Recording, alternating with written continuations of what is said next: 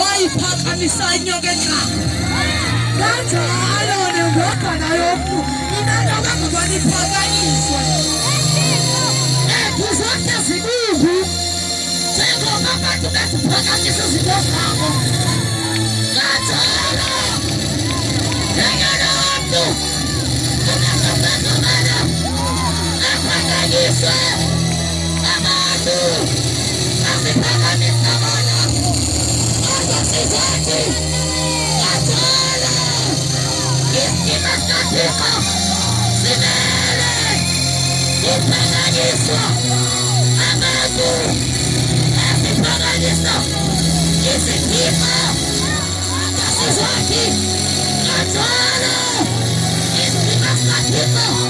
asiphakanyiswa kuthi Yesu abantu bayatshabalala